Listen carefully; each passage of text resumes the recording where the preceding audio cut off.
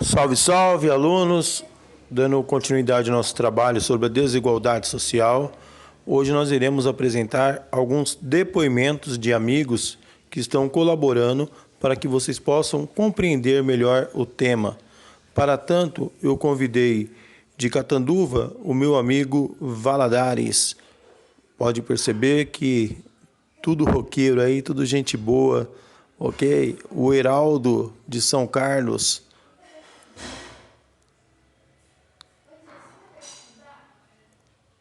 Hugo Brito, também de São Carlos.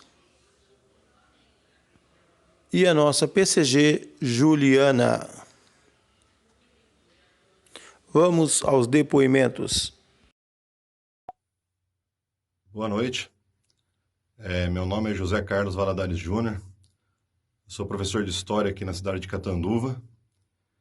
E fui convidado aí pelo professor Paulo para fazer um vídeo rápido aí sobre o tema a desigualdade social no Brasil atual.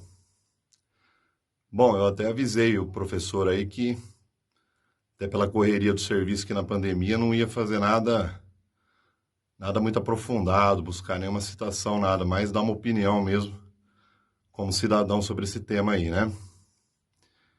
Que tanto prejuízo traz aí para a nossa convivência no país, né? Bom, sobre esse tema aí de desigualdade social no Brasil atual, primeiro, eu já acho engraçado sim o atual, porque se a gente considerar a nossa história a partir do encontro que os nossos povos nativos tiveram com os portugueses que aqui chegaram em 1500, a desigualdade social ela nunca deixou ela começou a existir, né? E até hoje, mais de 500 anos depois, ainda é um problema que prejudica muito, né, o nosso desenvolvimento, a nossa imagem lá fora, a desigualdade social. Isso porque eu penso que o Brasil, a partir do encontro com os europeus, né, da colonização, o nosso povo é formado por três etnias aí, né, o branco europeu, que aqui chegou, o negro, o africano, né, que foi trazido para ser escravo, e o indígena, né? E desde então, sempre houve no Brasil aí uma classe privilegiada, né? Uma elite, que sempre teve privilégios aí, em detrimento das outras classes, né? Lá no começo da história, em especial aí dos indígenas e dos descendentes de africanos. E para o futuro, assim, para terminar com esse problema, né?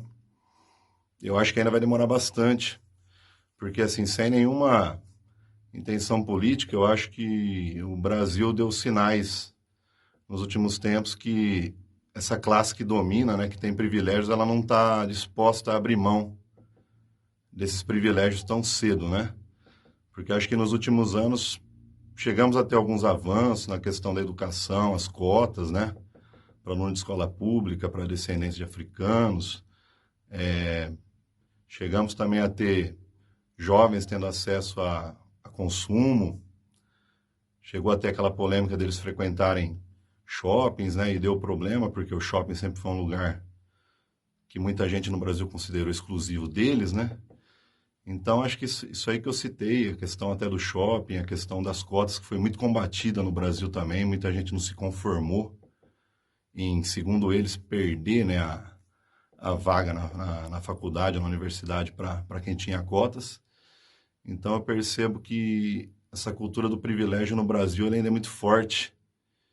E por como é que eu vou dizer, por um futuro próximo, eu não vejo como a desigualdade social vai terminar assim tão rápido. Apesar que, sem dúvida nenhuma, a gente tem tido avanços, mas é uma luta longa ainda. É isso aí. Valeu. Buenas, espero que estejam todos bem, tá? Sou o professor Heraldo de Ciências Humanas e eu vou falar sobre a desigualdade social no Brasil, tá? A desigualdade social no Brasil, ela remonta desde os tempos dos primórdios da colonização. Assim, quando começam a vir os portugueses para cá, tá? começam a escravizar índios, atrás de ouro, metais preciosos, tudo que eles conseguiam aqui, eles mandavam lá para Portugal, tá? Então, o fato do Brasil ter sido uma colônia de exploração contribuiu também, tá, para a questão da desigualdade social. Então, o índio, em um tempo atrás, depois, né, o negro africano, considerado ser de segunda classe, tá, foi sendo diferenciado do português, do nobre, etc. e tal, né? Aí, no decorrer do tempo, o que acontece? Esse negro, ele vai para a situação de favela, ele não tem uma educação legal, tá? E ele não consegue competir com o branco, tá? Então, acentuando essas diferenças aí, a gente vê a situação do negro marginalizado, indo morar em favelas, né? Eu falando da Guerra do Paraguai e tal, o branco rico não queria participar, ele mandava o seu escravo, e se morresse era um escravo, né, que estava morrendo. Então, isso ainda aumenta a questão da desigualdade social no Brasil, infelizmente. O Brasil compete fortemente com o país do continente africano nessa questão aí da diferença social, tá? Então a gente briga pau a pau aí com Lesoto, com Moçambique, tá? Países extremamente pobres. Isso também demonstra a desigualdade social, tá? Então, uns têm tudo e outros não têm nada. Esse é o lema da nossa pátria amada. Para falar sobre a desigualdade entre brancos e negros na sociedade brasileira, nós temos que nos firmar em 3 questões. Uma delas é o mito, né, da democracia racial. A outra é a integração, né, entre brancos e negros e como isso é feito dentro da nossa sociedade. E a terceira, né, seria como o Estado lida com suas políticas públicas para que isso aconteça. Sempre que a gente fala de mito da democracia racial, eu sempre procuro lembrar de uma frase de um intelectual negro, escritor, chamado Abdias Nascimento, né, que é da cidade de Franca. E ele diz o seguinte: o racismo no Brasil é covarde, porque ele não se assume. E é interessante, né, essa faceta da frase dele, por quê?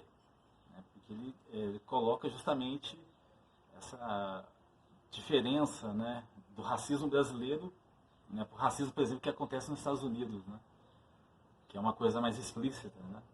No Brasil, o racismo ele é velado. Então, a primeira questão que tem que ser colocada é que o racismo no Brasil, né, ele tem que ser reconhecido como tal. Né? Quando a gente pensa já em integração entre brancos e negros, né, a gente não pode pensar numa política revanchista. Né? E isso, né, o Nelson Mandela nos ensinou bem, né, na luta dele contra o apartheid na África do Sul. Né? Então, em vez de, né, criar um ambiente de ressentimento, né, na verdade, né, embora a luta tenha sido árdua, né, ele na verdade colocou frente a frente, né, negros que sofreram racismo e os brancos que os praticaram. Né? E isso também seria uma outra forma interessante de, né, desenvolver uma prática de integração. E para fechar, né, quando a gente pensa em políticas públicas, né, sempre me vem na cabeça a luta da filósofa Angela Davis. Né? Ela coloca uma luta, né, anticarcerária, né, contra o sistema prisional. Né? E o Estado, infelizmente, né, brasileiro, ele se mostra sempre lutando, né, contra o seu próprio povo, né?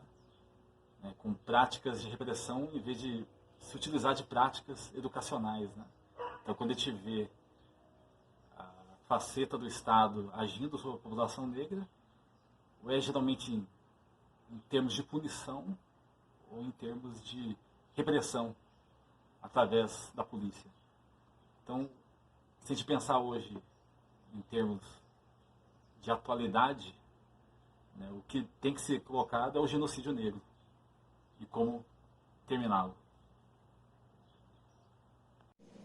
Oi, pessoal, espero que vocês estejam bem. Estou aqui a convite do professor Paulão, que me colocou numa enrascada, que é falar o que eu entendo ou o que eu penso sobre desigualdade social em 3 minutos. Missão quase impossível, né? Um assunto tão complexo, com tantas vertentes e possibilidades de reflexão, de pensamento para poder, né, depois de entender e explicar, mas eu vou tentar dar uma resumida aí e falar uma das perspectivas para a gente entender a desigualdade social hoje. Primeiro, como o professor provavelmente já conversou com vocês e vocês bem sabem, a desigualdade social, ela permeia as diferentes formas de organização social ao longo dos tempos históricos, né? Seja na Idade Média, na sociedade capitalista, como que vivemos hoje, a desigualdade, ela está presente, digamos assim, em diferentes formas de organização social. Mas vamos fazer o recorte para pensar essa desigualdade social hoje. Então é importante a gente situar que nós vivemos numa sociedade capitalista e a desigualdade é um pressuposto básico para a existência da sociedade capitalista. Por quê? Ela se estrutura e se desenvolve justamente em cima dessa desigualdade. Então vamos pensar a nossa sociedade aí como um triângulo e na base desse triângulo a gente tem a classe trabalhadora, que é aquela que coloca a sua força de trabalho para produzir os bens materiais, para trabalhar nos serviços básicos, e é a grande maioria da sociedade. Então a gente diz que ela está nessa base da pirâmide, né? E em contraponto a gente tem uma outra classe social, que a gente pode chamar de classe burguesa, e aí eu estou usando o conceito do pensador, né, Karl Marx, e no topo da pirâmide, então, a gente tem essa burguesia, que seria, então, os donos dos meios de produção, aqueles que têm acesso ao dinheiro e ao poder político e ao poder econômico, né? Então, a nossa sociedade está dividida, digamos assim, dessa forma. E aí a gente vai pensar que dentro dessa pirâmide há diferentes gradações, sim, né, das pessoas que têm acesso aos bens básicos, aí, aos serviços básicos. Então, para a gente poder pensar essa classificação, a gente vai ver o acesso à renda que as pessoas têm, acesso à educação, aos bens culturais, aos serviços básicos como saúde, como saneamento, e aí então são critérios importantes para a gente entender e investigar como se dá a desigualdade social no país hoje, pensando no Brasil hoje. E aí a gente sabe que existe um grande abismo entre o topo da pirâmide e a base da pirâmide, no qual alguns detêm muito poder econômico, então têm acesso a bens de consumo de alto luxo, vivem em mansões, têm iates e etc., enquanto outras pessoas literalmente morrem de fome ou vivem com o mínimo para sua existência, né? O mínimo para a reprodução da sua existência. E aí, além disso, de considerar isso, eu acho importante também a gente colocar um outro tema que ele entra como uma intersecção, digamos assim, no assunto da desigualdade social, que são as diferenças que existem entre os indivíduos dentro de uma sociedade e que podem agravar ou amenizar essas desigualdades. Então, o que eu estou falando aqui quando eu penso na questão dessas diferenças sociais? São as diferenças étnicos, raciais, por exemplo, as diferenças entre brancos, negros, indígenas, que quando a gente vai pensar na questão do recorte da renda, a gente vai ver que há grandes diferenças entre esses grupos. A diferença de gênero, por exemplo, diferenças entre homens e mulheres, diferenças entre a população LGBTQT, né, que são que a gente costuma colocar, né, dentro de um grupo só, mas que também há muitas diferenças quando a gente olha para cada uma dessas siglas. E tudo isso, então, são elementos importantes para a gente, pelo menos, refletir e considerar quando vai pensar sobre desigualdade social. Então, eu só pincelei aqui alguns assuntos que eu acho que é importante a gente ter em mente quando pensa sobre desigualdade social. Mas aí eu queria terminar com uma pergunta aí para vocês. E vocês, nós, estamos em que lugar dessa pirâmide social dentro da sociedade capitalista? Onde vocês acham que vocês se encontram? Então, bye bye. De imediato, eu agradeço a participação dos amigos aí que deixaram as suas opiniões sobre a desigualdade social. Um assunto muito sério que precisa ser debatido sempre com os nossos alunos. Lembrando, garotos podres, os que moram do outro lado do muro nunca vão saber o que se passa no subúrbio e, principalmente, nunca vão saber o que é se alimentar das migalhas que caem das mesas dos donos do poder. O que eu quero dizer? Que a desigualdade social no Brasil é estrutural há séculos. Construíram um país injusto, um país onde uma minoria domina todos os recursos naturais e financeiros, e dessa maneira satisfazem os seus interesses predatórios em detrimento de uma população carente, uma população faminta, uma população desempregada, uma população infelizmente abandonada. E olhando para o atual cenário, eu não vejo muitas possibilidades de mudança, uma vez que essa elite se fortalece e consegue, por diversos meios, se manter no poder. Corrupção, milícias, assassinatos de líderes. Então a questão da injustiça que gera desigualdade é muito maior do que os índices que são apresentados. O Brasil é um país que tem desigualdades locais, regionais. Existem tantas questões a serem resolvidas, mas no fundo, quem está ali é o ser humano sofrendo, infelizmente, passando necessidades, vivendo em condições que não mereceria estar, e governos que simplesmente continuam com políticas que visam muitas vezes questões eleitorais, mas que não se resolve, né? Não resolve a situação. Os ricos continuam cada vez mais ricos, os pobres cada vez mais pobres. Vira uma musiquinha aí, mas uma música, apesar do ritmo alegre, que traz uma história muito triste. Eu fico imaginando os milhões de brasileiros desempregados nesse momento, tentando de uma maneira, não sabe como, levar o sustento para a sua família. Então, pessoal, vamos pensar e muito sobre esse tema. O que podemos fazer? Ficar parado? Aguardar? Até quando esperar? Até quando se ajoelhar? É um tema sério. Seguiremos aí nas próximas aulas. Mais uma vez, obrigado a todos os amigos.